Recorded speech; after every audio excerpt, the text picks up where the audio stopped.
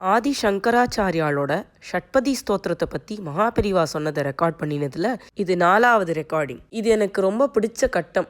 ஏன் அப்படின்னு கேட்டால் இதில் பெரியவா அந்தாதிகளை பற்றி சொல்லிட்டு வரா. வண்டு ஸ்தோத்திரத்தில் 4வது ஸ்லோகத்தில் ஆதி சங்கராச்சாரியா வார்த்தைகளை பின்னி பிணைச்சு அந்தாதியாக பாடியிருக்கா. அது எவ்வளவு அழகாக இருக்குது அப்படிங்கிறத அப்ரிஷியேட் பண்ணணும்னா அந்தாதிங்கிற கான்செப்டை பற்றி எல்லாருக்கும் சொல்லி அதுக்கப்புறமா அதோடைய அழகை சொல்கிறா பெரியவா. ஷட்பதி ஸ்தோத்திரத்தில் ஒவ்வொரு ஸ்லோகத்திலும் ஒரு தினுசான அழகு ரொம்பி கிடக்கிறது. 4வது ஸ்லோகத்தில் ஆச்சாரியால் வார்த்தைகளை பின்னி இருக்கிற அழகு ஈடு இணை இல்லாமல் இருக்கிறது. சாதாரணமாக அந்தாதி என்று ஒரு கவிதை வகையை கொண்டாடி சொல்கிறோம். சரஸ்வதி அந்தாதி, சடகோபர் அந்தாதி என்றெல்லாம் கம்பர் பண்ணியிருக்கிறார். திருவாய்மொழி எனப்படும் நம்மாழ்வாரின் பிரபந்தங்களில் பாசுரங்கள் முழுக்க முழுக்க அந்தாதி கிரமத்தில் தான் இருக்கும். கோயில் திருவாய்மொழின்னு சொல்லி ஸ்ரீ வைஷ்ணவால்லாம் ஓதக்கூடிய அந்த ரொம்ப அழகான அந்தாதி கேட்கவே அவ்வளவு சுகமா இருக்கும். எல்லா வேத உபனிஷதங்கள்ல இருக்கிற சாரத்தையும் அழகான அந்தாதி வடிவில் கொடுத்துருக்காருன்னு நம்மாழ்வாரை எப்பவும் எல்லாரும் கொண்டாடின்னு இருக்கா. திருமறைகள் அந்தாதி செய்தான் அடியினையே எப்பொழுதும் சிந்தியாய் நெஞ்சே தெளிந்து. இப்படிப்பட்ட உயர்வான அந்த அந்தாதியிலேருந்து 1-2 பாட்டு சொல்லணும்னு எனக்கு ஆசை. ஒரு டிஸ்க்ளைமர், எனக்கு கோயில் திருவாய்மொழியெல்லாம் தெரியாது, கொஞ்சம் கேட்கறதோட சரி. நம்மாழ்வார் இப்படி ஆரம்பிக்கிறார். உயர்வர உயர்நலம் உடையவன் எவனவன், மயர்வர மதிநலம் அருளினன் எவனவன், அயர்வரும் அமரர்கள் அதிபதி எவனவன், துயரறு சுடரடி தொழுதெழன் மனனே. மனநக மலமர மலர்மிசை இழுதரும் மனநுணர் வளர்விலன் பொறியுணர்வவை இளன், இனநுணர் முழு நலம் எதிர் நிகழ் கழுவினும் இனன் இளன் எனனுயிர் மிகுநரை இளனே. இளன் அது உடையன் இது என நிறைவறியவன், இளனிடை விசும்பிடை உருவினன் அருவினன் புலனொடு புலநலன் ஒழிவிலன் பரந்த அந்நலனுடை ஒருவனை நணுகினம் நாமே. நாம் அவன் இவன் உவன் அவள் இவள் உவள் எவள், தாம் அவர் இவர் உவர் அதுவிது உதுவெது, தீமவை இவை உவை அவை நலம் தீங்கவை ஆமவை ஆயவை ஆய் நின்ற அவரே. அவரவர் தம தமது அறிவறி வகை வகை அவரவர் இறையவர் என அடி அடைவர்கள், அவரவர் இறையவர் குறைவிலர் இறையவர் அவரவர் விதி வழி அடைய நின்றனரே. நின்றனர் இருந்தனர் கிடந்தனர் திரிந்தனர், நின்றிலர் இருந்திலர் கிடந்திலர் திரிந்திலர் என்றும் ஓர் இயல்வினர் என நினைவறியவர் என்றும் ஓர் இயல்வோடு நின்ற வெந்திடரே. இடவிசும்பெரி வழி நீர் நிலம் இவை மிசை எல்லாரிடத்துலையும் பரவி இருக்கார் சுவாமின்னு சொல்லிண்டே போறார். இதுல இருக்கிற வேதாந்த சாரமெல்லாம் நம்மளுக்கு புரியறதோ இல்லையோ, அந்த ஸ்லோகத்தை கேட்கறதுக்கே ஒரு சுகமா இருக்கும். அதனால சொன்னேன். மேற்கொண்டு பெரியவா சொல்றதை கேட்கலாம். 4000 திவ்ய பிரபந்தத்தில் முதல் 3 ஆழ்வார்களும் சேர்ந்து பகவத் தரிசனம் பெற்றவுடன் ஒருத்தருக்கு பின் ஒருத்தராக அந்தாதிதான் பாடியிருக்கிறார்கள். முதல்ல பொய்கை ஆழ்வார் வையம் தகழியா வார்க்கடலே நெய்யாக வெய்ய கதிரோன் விளக்காக செய்ய சுடராழியான் அடிக்கே சூட்டினேன் செஞ்சொன் மாலை இடராழி நீங்குகவே என்று அப்படின்னு ஆரம்பிச்சு அவர் ஒரு அந்தாதி பாடினார். அவர் பாடி முடிச்ச உடனே பூதத்தாழ்வார் தொடர்ந்து அன்பே தகழியா ஆர்வமே நெய்யாக இன்புருகு சிந்தை இடுதிரியா நண்புருகி ஞானச் சுடர் விளக்கேற்றினேன் நாரணர்க்கு ஞானத் தமிழ் புரிந்த நான் அப்படின்னு ஆரம்பிச்சு அவர் ஒரு அந்தாதி பாடினார். தொடர்ந்து பேயாழ்வார் திருக்கண்டேன் பொன்மேனி கண்டேன் திகழும் அருக்கன் அணிநிறமும் கண்டேன் செரிக்கிளரும் பொன்னாழி கண்டேன் புரிசங்கம் கை கண்டேன் என்னாழி வண்ணன் பால் இன்று அப்படின்னு ஆரம்பிச்சு இன்னொரு அற்புதமான அந்தாதியை பாடினார். அடுத்தது பெரியவா சொல்றா, தற்காலத்தில் அபிராமி அந்தாதி பிரசித்தமாகி கொண்டு வருகிறது. அந்த ஆதி என்ற 2 வார்த்தைகளும் சேர்ந்து அந்தாதி என்றாகிறது. அந்தம் என்றால் முடிவு, ஆதி என்றால் ஆரம்பம்.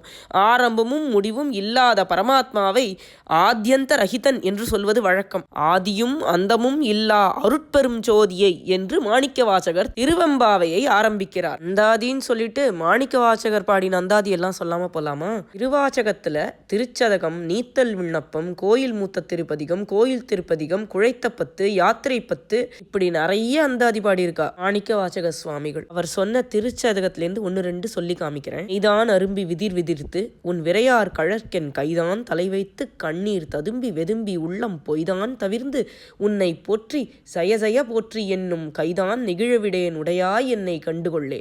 கொள்ளேன் புரந்தனன் மாலயன் வாழ்வு குடிகெடினும் நல்லேன் எனது அடியாரோடு அல்லால் நரகம் புகினும் எள்ளேன் திரு அருளாலே இருக்கப் பெறி நிறை இறைவா உள்ளேன் பிற தெய்வம் உன்னையல்லாது எங்கள் உத்தமனே. உத்தமன் அத்தன் உடையான் அடியேன் இணைந்துருகி மத்த மனத்தொடு மால் இவன் என்ன மன நினைவில் ஒத்தன ஒத்தன சொல்லிட ஊர் ஊர் திரிந்து எவரும் தத்தம் மனத்தன பேச எஞ்ஞான்று கொல் சாவதுவே.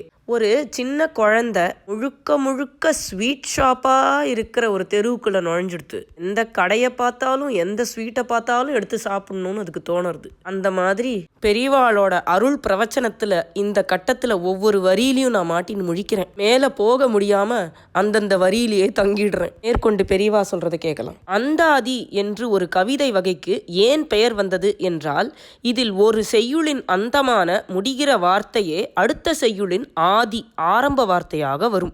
உதாரணமாக பெருமாளை பாட வந்த பொய்கை ஆழ்வார் முதல் திருவந்தாதியில் தட்சிணாமூர்த்தி ஸ்வரூபத்தை ஸ்தோத்திரம் செய்யும் போது ஆலமர நீழல் அறம் நால்வர்க்கு அன்று உரைத்த ஆலம் அமர்கண்டத்து அரண் என்று ஒரு செய்யுளில் அரண் என்பதை அந்தமான வார்த்தையாக முடிக்கிறார்.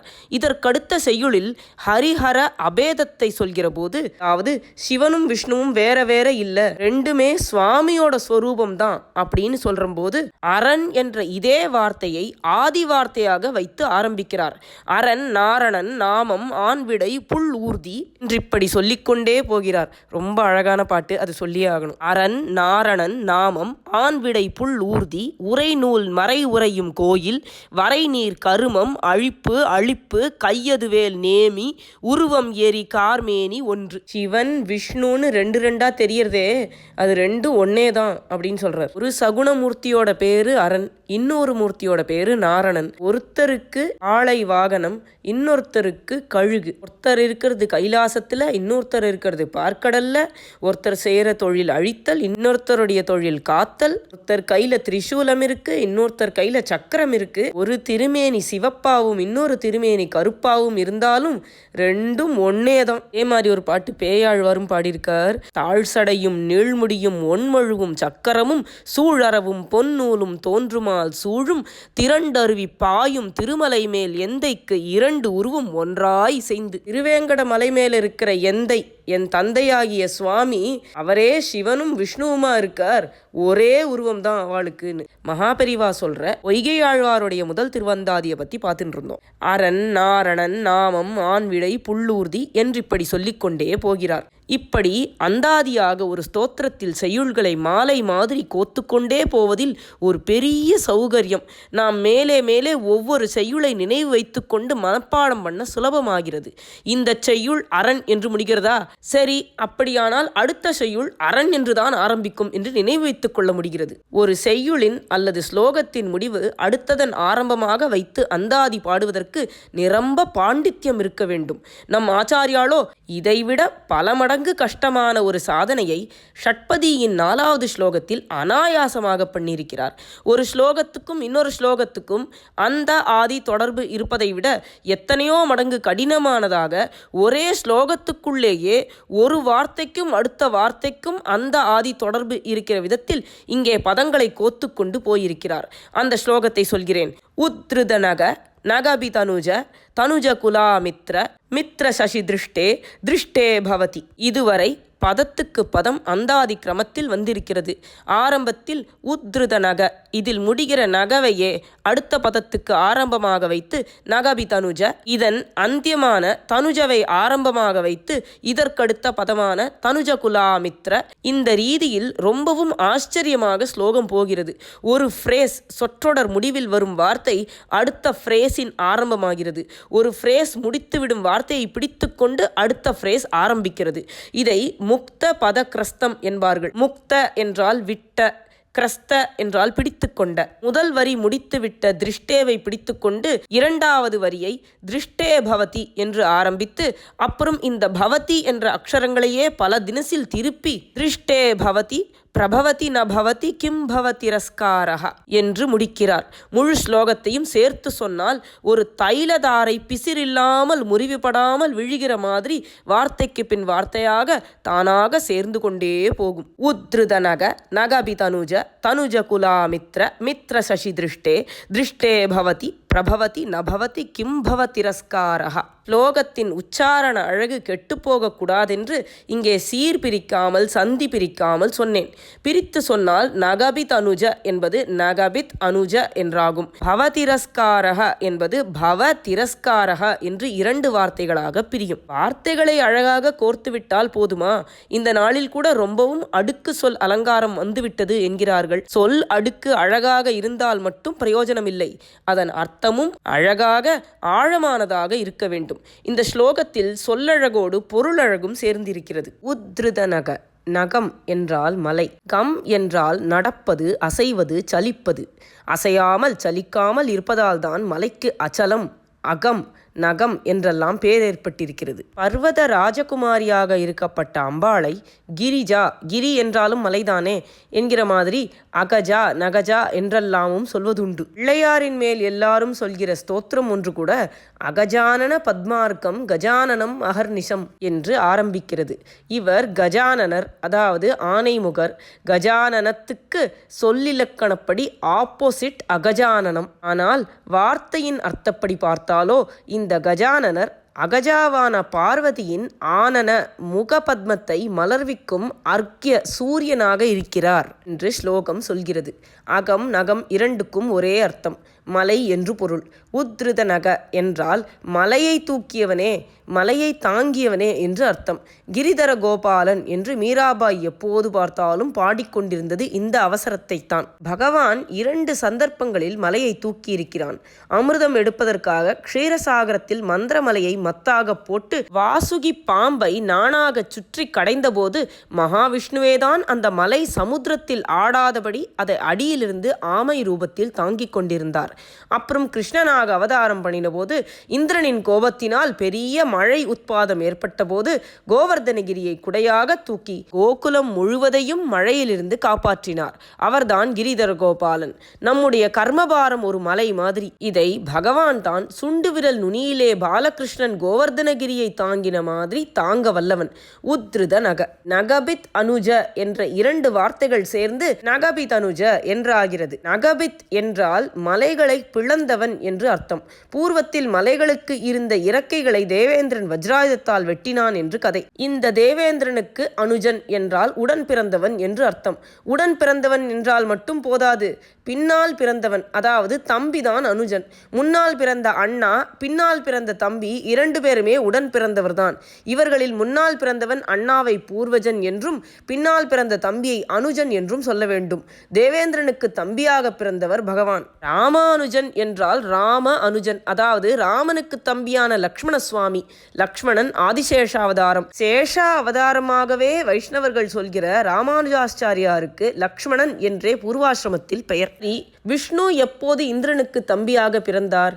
வாமனாவதாரத்தின் போதுதான். இந்திராதி தேவர்கள் யாவரும் கஷ்யப மகர்ஷிக்கும் அதிதி என்கிற அவருடைய பத்னிக்கும் பிறந்தவர்கள். மகாபலியை அடக்குவதற்காக பகவான் வாமனராக அவதாரம் செய்தபோது அதிதி கஷ்யப தம்பதிக்குத்தான் பிள்ளையாக பிறந்தார். இதனால் இந்திரனுக்கு அனுஜனாகிவிட்டார். உபேந்திரன் என்று கூட இதனால் அவருக்கு ஒரு பெயர் உண்டு. விஷ்ணு சஹஸ்ரநாமத்தில் வாமனாவதார பெயரை சொல்லிட்டு வரும்போது உபேந்திரன்னு வருது. உபேந்திரோ வாமன பிராம்சுர் அப்படி பெயர்களை அடிக்கின்றே போகும் விஷ்ணு சஹஸ்ரநாமம். கிருஷ்ணாவதார காலத்தில் இந்திரனின் கர்வத்தை அடக்கி அவனை அடிபணிய வைப்பதற்காகத்தான் கோவர்தனகிரியை தூக்கி உத்ருத நகராக ஆனார். பூர்வத்தில் வாமனாவதாரத்தில் அதே இந்திரனுக்கு சகோதரனாக நகபித் அனுஜனாக இருந்திருக்கிறார். அப்போது மகாபலியை அடக்கி இந்திரனுக்கு தேவலோக ஆதிபத்தியத்தை மீட்டு கொடுத்தார். பகவானுக்கு தனியாக ஒரு மனுஷர் மீது பிரியம் அப்பிரியம் என்பது இல்லை. ஒருவர் அடக்கத்துடன் தர்ம வழியிலே வர நினைத்தால் பிரியமாயிருப்பார். அவரே அகங்கரித்து கொண்டு அதர்மமாக போனால் தண்டிப்பார். ஒருத்தர் செய்யும் நல்லது கெட்டதுகளை வைத்தே அவரது பிரியாபிரியங்கள். ஒரே ஆசாமியின் விஷயமாக இப்படி அவர் மாறுபட்டு செய்ததை ஒரே ஸ்லோகத்தில் அடுத்தடுத்து ஆச்சாரியால் கோர்த்து கொடுத்திருக்கிறார். உத்ருத நக நகபி தனுஜ என்று. அடுத்தது தனுஜ குலாமித்ர. தனுஜர் என்றால் அசுரர்கள். தனு என்பவளின் பிள்ளைகள் தான் தனுஜர்கள். தேவர்களுக்கு பிதாவான அதே கஷ்யபரின் பத்னி தான் தனுவும். தேவர்கள் அசுரர்கள் அனைவருக்கும் அவரே பிதா. மாதா தேவதாக்கள் தான் வேறு வேறு. அதிதியின் பிள்ளைகளான தேவர்களை ஆதித்யர் என்கிறார்கள். திதி என்றும் கஷ்யபருக்கு ஒரு பொண்டாட்டி உண்டு. அவளுடைய பிள்ளைகள் தைத்தியர்கள். இவர்களும் அசுரர்கள்தான். தனுவின் பிள்ளைகளை தனுஜர் என்பது போலவே தானவர் என்றும் சொல்வதுண்டு. நகபி தனுஜ என்கிற போது வந்த தனுஜ என்பது 2 வார்த்தைகளின் சந்தியில் ஏற்பட்டது. அதை நகபித் அனுஜ என்று பிரித்தால்தான் சரியான அர்த்தம் கொடுக்கும். நகபி தனுஜ என்று பிரித்தால் தப்பு. பின்னாடி தனுஜ குலாமித்ர என்று வருவதற்கு அந்தாதி கிரமத்தில் படி போடுவதற்கே ஸ்ரீ ஆச்சாரியால் நகபி தனுஜ என்பதில் 2 வார்த்தைகளின் சந்தியில் ஒரு தனுஜவை முடிச்சு போட்டிருக்கிறார். அநேக ஸ்லோகங்களில் இப்படி வேடிக்கையாக வரும். அகஜானன பத்மார்க்கம் ஸ்லோகத்தில் கூட அநேகதந்தம் பக்தானாம் ஏகதந்தம் உபாஸ்மகே என்று வருகிறது. இதென்ன வேடிக்கை? ஒருத்தரையே ஏகதந்தர் அநேகதந்தர் என்றால், அதாவது ஒரு தந்தம் உள்ளவர் பல தந்தம் உள்ளவர் என்றால் எப்படி சரியாகும் என்று தோன்றுகிறது. அநேகதந்தம் என்பது அநேகதம் என்ற வார்த்தையாகவும் அதை அடுத்து வரும் தம் என்ற வார்த்தையாகவும் பிரியும். அநேகதம் தம் என்பது அநேகதந்தம் என்றாகும். பக்தானாம் அநேகதம் என்றால் பிள்ளையார் அவர்களுடைய பக்தர்களுக்கு அநேக விதமான நலன்களை அருள்கிறார் என்று அர்த்தம். தம் உபாஸ்மகே என்றால் அவரை உபாசிக்கிறேன் என்று அர்த்தம். அவருக்கு ஒரே தந்தம் தான் உண்டு, ஒற்றை கொம்பர், ஏகதந்தர். இந்த ஏகதந்தம் என்பதே வார்த்தை விளையாட்டில் இன்னொரு தரம் வந்தால் கவிதைக்கு அழகு செய்கிறது என்பதற்காக அநேகதந்தம் பக்தானாம் ஏகதந்தம் உபாஸ்மகே என்று ஸ்லோகத்தில் வைத்திருக்கிறது. ப்ரோஸ் ஆர்டர் படி இருந்தால் பக்தானாம் அநேகதம் ஏகதந்தம் தம் உபாஸ்மகே, பக்தர்களுக்கு பலவற்றை அநேக நலன்களை தரும் ஒற்றை கொம்பரான அவரை உபாசனை செய்கிறேன் என்று இருக்க வேண்டும். எந்த பாஷையிலும் போயட்ரியில் வார்த்தைகளை முன்பின்னாக வைக்கலாம் என்ற விதிப்படி இங்கே மாற்றியிருக்கிறது.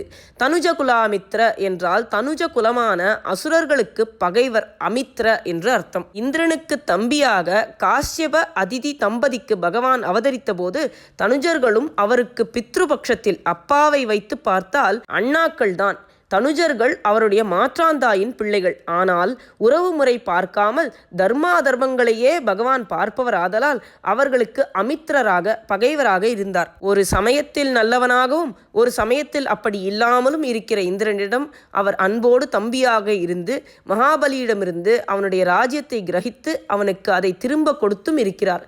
தண்டிப்பவராக கோவர்தனத்தை தூக்கி பிடித்து அவர் சக்கையாக மழை பெய்து அப்புறம் தானே சக்தியெல்லாம் இழந்து சக்கை மாதிரி காலில் வந்து விழும்படியும் பண்ணினார். எல்லா சமயங்களிலுமே கட்டவர்களாக இருக்கிற தனுஜர்களும் சகோதரர் முறையாக வேண்டியவர்கள். ஆனாலும் அவர்களுக்கு அமித்ரர் என்றே சொல்லும்படியாக எப்போதும் இருக்கிறார். ஒரு வார்த்தையின் முடிவை அடுத்த வார்த்தையின் ஆரம்பமாக கோர்த்து கொண்டு போவது போலவே பகவானின் நிகிரக அனுகிரகங்கள் தண்டிப்பதும் அருள்வதும் எப்படி இருக்கின்றன என்ற ஐடியாவையும் ஸ்லோகத்தில் டெவலப் பண்ணி கோர்த்து கொடுத்தார் போல இருக்கிறது. மித்ர சசி திருஷ்டே, மித்ர என்றால் நண்பர் என்று எல்லாருக்கும் தெரிந்திருக்கும்.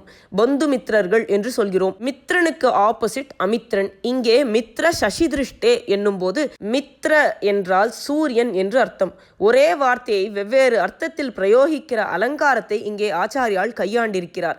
வேதம் நெடுகிலும் சூரியனை மித்ரன் மித்ரன் என்று சொல்லி இருக்கிறது. இந்த உலகத்துக்கும் அதுல இருக்கிற ஜீவராசிகளுக்கும் ஒரே மித்ரன் சூரியன் தான். அதாவது அவர்தான் முதல் நண்பர். சூரியன்லேருந்து வரக்கூடிய சக்தியை கிரகிச்சுண்டே ஆவர வகைகள் எல்லாம் உணவு தயாரிச்சு எல்லா பிராணிகளுக்கும் தரது. நமக்கு வேணுங்கிற நெசசரி வார்ம்த், உணவு, இவை எதுவுமே சூரியன் இல்லாம நமக்கு இல்லை. புராண காலத்திலேருந்து தான் பலவிதமான தெய்வ மூர்த்திகள் சகுன உபாசனை எல்லாம் வந்திருக்கு. இதுக்கும் முன்னாடி ஜீவ சிருஷ்டிக்கும் முன்னாடி இருக்கக்கூடிய வேதமானது எல்லா இடத்துலையும் சூரியனை மித்ரன் மித்ரன்னு சொல்லிகிட்டே இருக்கு. சூரிய நமஸ்காரம் பண்ணும்போது சொல்லப்படுற அந்த ஸ்லோகத்துல முதல் நாமா ஓம் மித்ராய நமஹ அப்படிங்கிறது தான். அதனால இங்க மித்ரன்கிற வார்த்தை சூரியனை குறிக்கிறதுன்னு பெரியவா சொல்றா. அந்த காலத்தில் வைதிகமான சூரிய உபாசனை லோகம் பூராவிலுமே பரவி இருந்தது. தேசாந்திரங்களிலும் அதாவது அந்நிய நாடுகளிலும் இந்த மித்ர என்ற பெயர் அப்படியே வழக்கில் இருந்திருக்கிறது.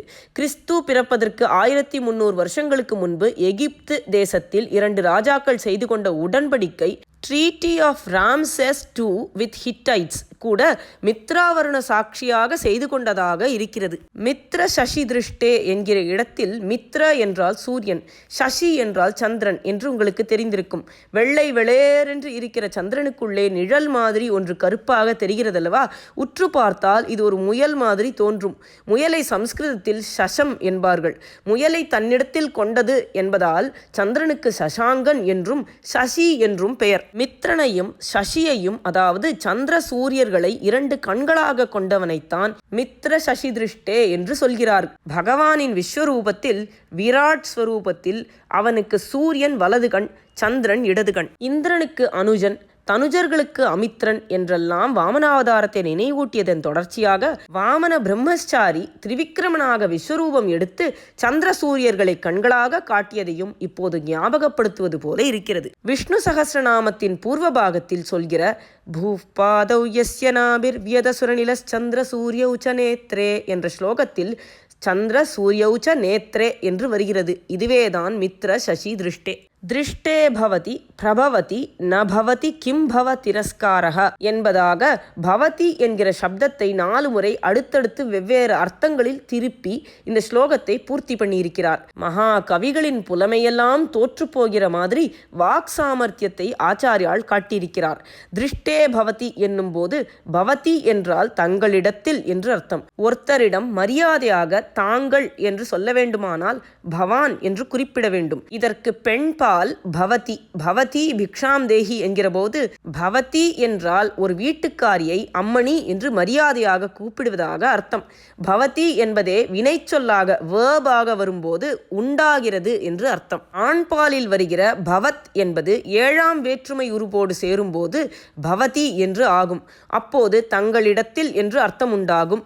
இங்கே அப்படித்தான் திருஷ்டே பவதி என்பதில் பவதிக்கு அர்த்தம். திருஷ்டே பவதி என்றால் தங்களிடத்தில் எங்கள் திருஷ்டி ஏற்பட்டுவிட்டால், அதாவது எங்களுக்கு உன் தரிசனம் கிடைத்துவிட்டால் என்று அர்த்தம். அவன் எப்படிப்பட்டவன்? எல்லாருக்கும் பிரபுவாக அகிலாண்ட நாயகனாக இருக்கிறவன். பிரபவதி பவதி திருஷ்டே என்றால் பிரபுவான உன்னிடம் எங்கள் பார்வை உண்டாகுமானால் என்று அர்த்தம். பகவத் தரிசனம் கிடைத்துவிட்டால் அப்புறம் என்ன ஆகிறது? ந பவதி கிம் பவ திரஸ்காரஹ. பவதிரஸ்காரஹா என்பதை பவதி ரஸ்காரஹா என்று பிரித்தால் தப்பு. சுக்கு மிளகு திப்பிலி என்பதை சுக்கு மிளகு தீப்பிலி என்று பிரித்தான் என்று கதை சொல்வார்களே, அப்படி ஆகிவிடும். அநேகதம் தம் என்பதை அநேக தந்தம் என்று பிரிக்கிற மாதிரியான தப்புதான் இது. பவதிரஸ்காரஹா என்பதுதான் சரியான பிரிவினை. திரஸ்காரம் என்றால் மறைப்பது. மாந்திரீகத்தில் மறைக்கிற வித்யை திரஸ்கரிணி என்பார்கள். பவம் என்றால் சம்சாரம். முன்பே இந்த ஷட்பதியில் பவபய கேதச்சிதே என்கிற இடத்தில் பவம் என்ற வார்த்தை வந்திருக்கிறது. சம்சார பந்தத்தை மறைப்பது, அதாவது சம்சார வாழ்க்கையை மறையும்படி செய்வது அல்லது சம்சாரத்தை போக்கிக் கொள்வதுதான் பவ திரஸ்காரம். ந பவதி கிம் என்ற இடத்தில் பவதி என்பது வினைச்சொல். இங்கே பவதி என்றால் உண்டாகிறது என்று அர்த்தம். ந பவதி கிம் என்றால் உண்டாகிறதில்லையா என்ன என்று அர்த்தம். எது உண்டாகிறதில்லையா? சம்சாரத்தின் மறைவுதான். உன் தரிசனம் கிடைத்துவிட்டால் அப்புறம் சம்சார நீக்கம் உண்டாகாமலும் இருக்குமா என்ன என்று கேள்வி ரூபத்தில் கேட்கிறார். உன் தரிசனம் கிடைத்த பின் சம்சாரம் விலகுகிறது என்று அஃபர்மேட்டிவ் நேர் ஸ்டேட்மெண்ட்டாக சொல்வதை விட இப்படி கேள்வி ரூபத்தில் சம்சார நீக்கம் ஏற்படாதா என்ன, ஏற்படாமலும் போகுமா என்ன என்று சொல்வது சொல்ல வந்த விஷயத்துக்கு மேலும் அழுத்தம் கொடுக்கிறது. கீதையில் பரமாத்மாவை தரிசித்துவிட்டால் அதோடு உள் மனசில் தேங்கி இருக்கும் வாசனை ருச்சி எல்லாம் போய்விடும் என்று சொல்லி இருக்கிறது. அதோடு சம்சாரமும் போய்விட வேண்டியதுதான். அந்த இடத்தில் பரம் திருஷ்டுவா என்று பகவான் சொல்லி இருக்கிறது போலவே ஸ்ரீ ஆச்சாரியால் திருஷ்டே பவதி என்கிறார். பகவத் தரிசனம் அத்வைத சாட்சா்காரத்துக்குத்தான் அழைத்து கொண்டு போகட்டும், அல்லது துவைத்தமாக அவனை தரிசிப்பதாகவே தான் இருக்கட்டும். எப்படி இருந்தாலும் அதற்கப்புறம் இந்த பூலோகத்தில் ஜனன மரண சுழலில் நாம் மாட்டிக்கொள்வதில்லை. இப்படி ஏற்படாமல் கூட போக முடியுமா என்ன? ந பவதி கிம் பவ திரஸ்காரஹா என்று கேட்கிறார். இந்த இடத்துல ஒரு விஷயம் சொல்லணும். ஷட்பதி ஸ்தோத்திரத்தை பற்றி பெரியவா சொன்னதை ரெக்கார்ட் பண்ணினதில் 3வது ஸ்லோகத்தை சொல்லாமையே 4வது ஸ்லோகத்தை ரெக்கார்ட் பண்ணிட்டேன். இதுக்காக எல்லார்ட்டையும் மன்னிப்பு கேட்டுக்கிறேன். இப்போ 3வது ஸ்லோகத்தை பற்றி பெரியவா சொன்னதை கேட்டுட்டு 5வது ஸ்லோகத்துக்கு நம்ம போகலாம். பெரியவா இப்படி சொல்றா. ஷட்பதியின் 3வது ஸ்லோகத்தில் ஒரு பெரிய தத்துவத்தை சொல்கிறார் ஸ்ரீ ஆச்சாரியால். சத்யபி பேதாபகமே நாத தவாஹம் நமாமகீனஸ்துவம் சமுத்ரோஹி தரங்கः க்வச்சன சமுத்ரோ ந தாரங்கः. இதில் பேத அபகமே என்பது சேர்ந்து வரும்போது பேதாபகமே என்றாகிறது. அபகமம் என்றால் போய்விடுவது, நீங்குவது என்று அர்த்தம். கமம் கமனம் என்றால் வருவது, சேர்வது. இதற்கு எதிர்ச்சொல் அபகமம். பேத அபகமே என்றால் பேதம் நீங்கிவிட்ட நிலையிலே என்று அர்த்தம். என்ன பேதம்? இப்போது பரமாத்மா என்று ஒன்று இருக்கிறது, அதற்கு வேறாக ஜீவாத்மா என்று இன்னொன்று இருக்கிறது என்றுதானே நாம் நினைத்து கொண்டிருக்கிறோம். இப்படி பரமாத்மாவும் ஜீவாத்மாவும் வேறு வேறு என்று, அதாவது அவை பேதமானவை என்று நினைத்து கொண்டிருப்பதனால்தான் சம்சார நாடகமே நடக்கிறது. இரண்டும் வேறு இல்லை, ஒன்றுதான். கொஞ்சம் கூட பேதமே இல்லை என்று சொல்வதுதான் அத்வைதம். ஆச்சாரியால் நிலைநாட்டின சித்தாந்தம் அதுதான். ஜீவ பிரம்ம அபேத யோகம் என்றே அதை சொல்வார்கள். இந்த பேதம் போன நிலையைத்தான் பேதாபகமே என்றார். அதுதான் சத்தியமான, எக்காலும் மாறாத ஆனந்தமான மோட்சம் ஏற்படுகிற நிலை. இதுதான் பரமசத்தியம் என்றாலும் கூட, சத்யபி அபி என்றாலும் கூட, இப்படி ஒரு கிளாஸ் போட்டுவிட்டால் அதற்கு மாறாக வித்தியாசமாக இன்னொரு அபிப்பிராயம் வரப்போகிறது என்று அர்த்தம். பகவானே, நீயும் நானும் வேறாக இருக்கிற பேதம் போய்விட்டாலும் கூட என்று ஆரம்பிக்கிறார். அத்வைத பிரதிஷ்டாபகரான ஆச்சாரியால் என்றே ஸ்தோத்திரம் செய்யப்படுகிற பகவத் பாதாள் அபேத அத்வைதத்துக்கு துளி கூட மாறாக வித்தியாசமாக இன்னொன்றை சொல்லக்கூடாதே, இங்கே என்ன இப்படி இருந்தாலும் கூட என்று அபி போடுகிறார் என்று பார்த்தால், இங்கே அவர் பக்தராக பேசுகிறார். ஞானியாக அத்வைதத்தை சொன்னார். ஞான மார்க்கத்தில் போகக்கூடியவர்களுக்கு எப்படி சொல்ல வேண்டுமோ அப்படி தனது பாஷ்யங்களிலும் மற்ற ஞான கிரந்தங்களிலும் சொன்னார். தீர்மானமாக ஜீவாத்மா பரமாத்மா என்று இரண்டு இல்லை, பிரம்மம் ஒன்றுதான் சத்தியம், ஜீவனும் அந்த பிரம்மம் தான், இந்த லோகமெல்லாம் வெறும் மாயைதான் என்று திரும்ப திரும்ப சொன்னார். ஆனால் இப்படி அவர் சொன்னார் என்பதனாலேயே சொல்கிறவர், அதை கேட்க வேண்டியவர்கள் என்றெல்லாம் ஏதோ பேதம் இருக்கிற மாதிரி இருக்கிறது. எல்லாம் பிரம்மம், லோகம் மாயை என்று விட்டால் யாருக்கு யார் என்னத்தை உபதேசிப்பது? ஸ்ரீ சங்கர பகவத் பாதாளுக்கு தெரியாதது எதுவுமே இல்லை. காரியமில்லாமல் எல்லாம் தானாக அடங்கிப்போன நிலையில் அத்வைதம் சித்திக்கிறது. அங்கே ஜீவ பிரம்ம பேதமே இல்லை, பேத அபகமம் ஏற்படுகிறது. ஆனால் அந்த பிரம்மமேதான் மாயா சக்தியால் தன்னை இத்தனை ஜீவ ஜந்துக்களைப் போலவும் ஜகத்தைப் போலவும் காட்டி இந்த காரிய பிரபஞ்சத்தை ஏற்படுத்தி இருக்கிறது. காரிய பிரபஞ்சமும் இறுதியான சத்தியம் இல்லை, அதற்கு ஆதாரம் காரியமில்லாத பிரம்மம்தான். அந்த பிரம்மத்தோடு ஒன்றிவிடுவதுதான் நிரந்தர சத்தியமான நிலை. எல்லாம் சரிதான், ஆனால் நிரந்தர சத்தியமாக இல்லாவிட்டாலும் தற்காலிகமாக இந்த லோகத்தை நாம் நிஜம் என்று நினைக்கிற வரையில் அதுவும் ரொம்ப நிஜம் மாதிரி தானே இருந்து கொண்டிருக்கிறது. பரம சத்தியத்திலே கரைந்து ஒரு ஞானி நிர்விகல்ப சமாதியில் பிரம்மமாக இருந்தாலும் கூட அந்த பிரம்மமே இந்த காரிய பிரபஞ்சத்தை நடத்துவதற்காக எடுத்துக்கொண்டிருக்கிற ஈஸ்வர நிலையில் அந்த ஞானியையும், அப்பா உனக்கு சாரத்தில் எல்லாம் ஒன்றாக தெரிந்தாலும் விவகாரத்தில் வேறு வேறு மாதிரி இருப்பதையும் நீ கொஞ்சம் கவனிக்கிற மாதிரி கவனித்து இந்த லோகத்துக்கு நல்லது பண்ணு, இதற்கு உபதேசம் பண்ணு என்று ஞானியையும் தன்னலமே இல்லாத பரோபகார கர்மாவில் தள்ளிக்கொண்டுதானே இருக்கிறது.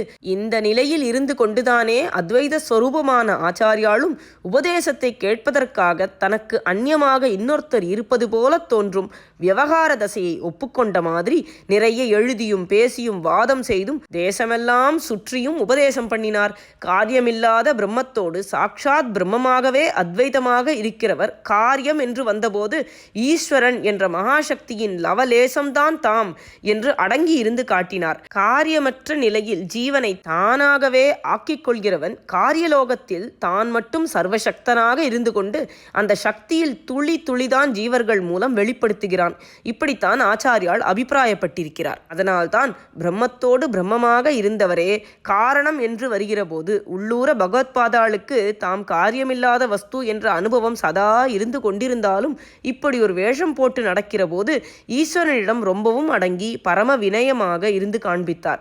இந்த கோணத்திலிருந்துதான் ஷட்பதியில் 3வது ஸ்லோகத்தை பண்ணியிருக்கிறார். ஜீவன் பிரம்மம் என்ற பேதம் அடிபட்டு போன உயர்ந்த ஞான அனுபவ நிலையிலே இருப்பதெல்லாம் ஒரே சத் வஸ்துதான் என்றாலும் லோகதசையில் இருக்கிறவரை, ஞான அனுபவம் வருகிறவரை ஆள்கிறவனான மகாசக்தனான ஈஸ்வரன் என்று ஒருவனும் அவனுக்கு வேறு மாதிரி ஆளப்படுகிறவர்களான அல்பசக்தர்களான அநேக ஜீவர்களும் தோன்றத்தான் செய்கிறார்கள். இதே ஸ்திதியில் நானும் ஈஸ்வரனும் ஒன்று என்று இந்த அல்பசக்தன் அந்த சர்வசக்தனோடு அபேதம் கொண்டாடி கொண்டால் தப்பு. அப்படியானால் அத்வைதம் தப்பா என்றால் அப்படியும் இல்லை. இதென்ன குழப்பமாயிருக்கிறதே என்று பார்த்தால் ஆச்சாரியால் ரொம்ப அழகாக தெளிவுபடுத்தி பதில் சொல்கிறார். சமுத்திரமும் அலைகளும் ஒன்றா வேறு வேறா? மேலே பார்த்தால் வேறேதான், உள்ளே போனால் ஒன்றுதான். உள்ளுக்குள்ளே அலையே இல்லை. அதே மாதிரி உள்முகமாக போய்விட்டால் ஜீவாத்மாக்கள் என்ற பல அலைகளே இல்லாமல் ஒன்றேயான பரமாத்ம சாகர அடிமட்டம் மட்டும்தான் அத்வைதமாக இருக்கிறது. அந்த சமுத்திரமேதான் மேல்மட்டத்தில் பல அலைகளாக தெரிகிறது. ஏக சமுத்திரத்தில் காற்றினால் அநேக அலைகள் உண்டாகிற மாதிரி மாயையால் வெளிமுகப்படுகிற போது ஒரே பரமாத்மாவில் பற்பல ஜீவாத்மாக்கள் உண்டான மாதிரி இருக்கிறது. இந்த ஸ்திதியில் ஒவ்வொரு அலையும் நானே பூர்ண சமுத்திரம் என்று சொன்னால் தப்புதானே? அலைகளான தாங்கள் அனைவரும் ஒரே சமுத்திரத்தை சேர்ந்த அதன் சிறு சிறு அம்சங்கள் என்பதுதானே சரி.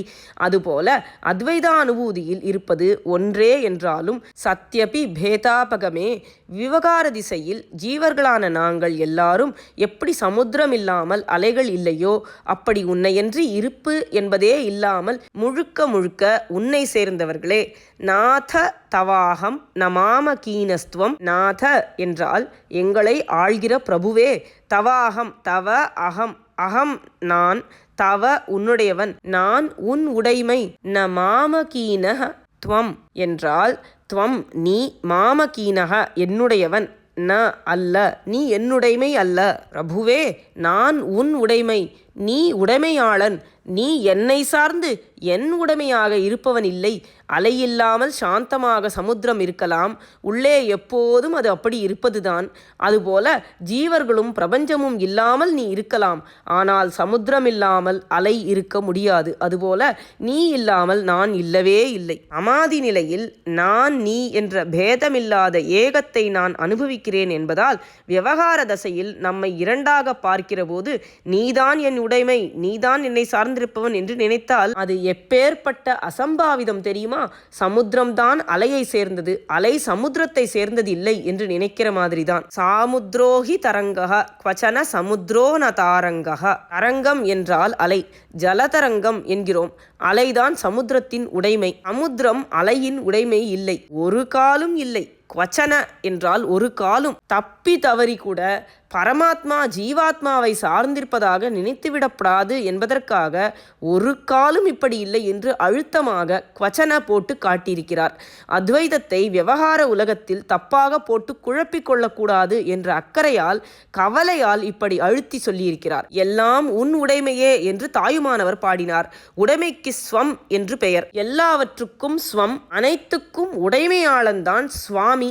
அதனால்தான் உடையவர் என்று வைஷ்ணவர்கள் சொல்கிறார்கள். மற்றவர்கள் கூட முன்காலத்திலே கபாலீஸ்வர சுவாமி, நாகேஸ்வர சுவாமி என்பது போன்ற பெயர்களை கபாலீஸ்வரம் உடையார், திருநாகேஸ்வரம் உடையார் என்பது போல உடையார் சப்தத்தால் தான் குறிப்பிட்டிருக்கிறார்கள். முடிவான அனுபவம் என்று வருகிற போது ஆச்சாரியால் சைவ வைஷ்ணவ சித்தாந்தங்களுக்கு மாறாக ஜீவனும் பிரமமும் ஒன்றே என்று சித்தாந்தம் செய்த போதிலும் யதார்த்த நிலையை, விவகார தசையை கருத்தில் கொண்டு இந்த ஸ்லோகத்தை பண்ணும்போது நடைமுறை வாழ்க்கையில் தானே ஈஸ்வரன் என்று தப்பாக எவனும் நினைத்து விடாமல் அவனது லவலேச அம்சமேதான் என்று அடங்கி பணிந்திருக்க வேண்டும் என்று உபதேசிக்கிறார். சைவ வைஷ்ணவ பக்திமான்களுக்கு கொஞ்சமும் பின்வாங்காமல் அவர்களைப் போலவே நைசியமாக எளிமையாக பகவானை பிரார்த்தனை பண்ணுகிறார். நம் ஆச்சாரியால் எப்படி கொள்கை பிடிவாதமே இல்லாமல் இருந்தார் என்று இங்கே தெரிகிறது. அவரது சித்தாந்தம் லட்சியம் என்னவென்றால் அத்வைத்தம். ஆனால் அந்த சித்தியின் அந்தத்துக்கு லட்சிய நிலைக்கு போகாமல் ஈஸ்வரன் ஜீவன் என்று துவைத்தமாக இருக்கும்போது ஜீவனை பார்த்து, அடா அப்பா, அத்வைத்தத்தை இங்கே கொண்டு வந்து விடாதே என்று அவரே தடுக்கிறார். துவைத்திகளை விட ஸ்ட்ராங்காக அத்வைத்தத்தை அந்தண்டே கொண்டு போகச் சொல்கிறார். பரமாத்மாவாகவே இருப்பதில் ஒரு ஆனந்தம் என்றால் அவனை பக்தி பண்ணி கொண்டிருப்பதிலும் ஒரு ஆனந்தம் இருக்கிறது. பக்தி பண்ணும்போது அவனே நாதன், நம்மை உடைமையாக கொண்டவன், அவனிடம் துரும்பாக பணிந்து கிடக்க வேண்டியவர்களே நாம் என்று புரிந்து கொண்டால்தான் அந்த ஆனந்தம் கிடைக்கும். ஆகையினால்தான் ராமானுஜருக்கும் மத்வருக்கும் கொஞ்சம் கூட பின்னே தங்காமல் அத்வைத பரமாச்சாரியாலும் நீ மகா சமுத்திரம் என்றால் நான் அதிலே ஒரு சின்ன அலைதான், நீ அன்றி நான் இல்லை, நான் உன் சொத்துதான் என்று ஒரே பணிவாகச் சொல்கிறார். சத்யாபி பேதாபகமே நாத தவாகம் ந மாமகீனஸ்துவம் சாமுத்ரோஹி தரங்கா குவச்சன சமுத்ரோ ந தாரங்கா. இப்படி நம்ம மகா பெரியவா ஷட்பதி ஸ்தோத்திரத்தோட 3வது 4வது ஸ்லோகங்களுடைய அர்த்தத்தையும் தத்துவங்களையும் எடுத்து நமக்கு சொல்றான். இதுக்கு அடுத்த ஸ்லோகத்தோடைய அர்த்தத்தை அடுத்த ரெக்கார்டிங்ல பார்க்கலாம். அந்தாதி கிரமத்தில் இருக்கக்கூடிய பாடல்கள் எல்லாம் பார்த்துட்டு வந்தபோது சரஸ்வதி அந்தாதியையும் அபிராமி அந்தாதியையும் ஏற்கனவே பல ரெக்கார்டிங்கில் கோட் பண்ணினதுனால பெரியவாளோட ஸ்பீச்சை இதுக்கு மேலே டிலே பண்ணக்கூடாதுன்னு சொல்லாமல் விட்டுட்டேன். ஆனால் அபிராமி பட்டருக்காக அம்பாள் தன்னுடைய தாளங்கத்தை எடுத்து எரிஞ்ச நாளான தை அமாவாசை இப்போதான் போச்சு. ஸ்ரீ ராஜமாதங்கியோடைய ஷியாமளா நவராத்திரி இப்போ நடக்கிறதுங்கிறதுனால அபிராமி அந்தாதிலேருந்து 1-2 ஸ்லோகங்கள் சொல்லி முடிக்கிறேன். சுடரும் கலைமதி துன்றும் சடைமுடி குன்றில் ஒன்றி படரும் பரிமள பச்சை கொடியை பதித்து நெஞ்சில் இடரும் தவிர இமைப்போதிருப்பார் பின்னும் எய்துவரோ குடரும் கொழுவும் குருதியும் தோயும் குரம்பையிலே. குரம்பை அடுத்து குடிப்பு காவி வெறுங்கூற்றுக்கிட்ட வரம்பை அடுத்து மருகுமப்போது வளைக்கை அமைத்து அரம்பை அடுத்த அறிவையர் சூழ வந்து அஞ்சல் என்பாய் நரம்பை அடுத்த இசைவடிவாய் நின்ற நாயகியே. நாயகி நான்முகி நாராயணி கை நளின பஞ்ச சாயகி சாம்பவி சங்கரி சியாமலை சாதினச்சு வாயகி மாலினி வாராகி சூலினி மாதங்கி என்று ஆயக்கியாதி உடையாள் சரணம் அரண் நமக்கே. அரணம் பொருள் என்று அருள் ஒன்றில்லாத அசுரர்தங்கள் முரண் அன்று அழிய முனிந்த பெம்மானும் முகுந்தனுமே சரணம் சரணம் என நின்ற நாயகி தம்மடியார் மரணம் பிறவி இரண்டும் எய்தார் இந்த வையகத்தே. ஓம் ஸ்ரீ மாத்ரே நமஹ.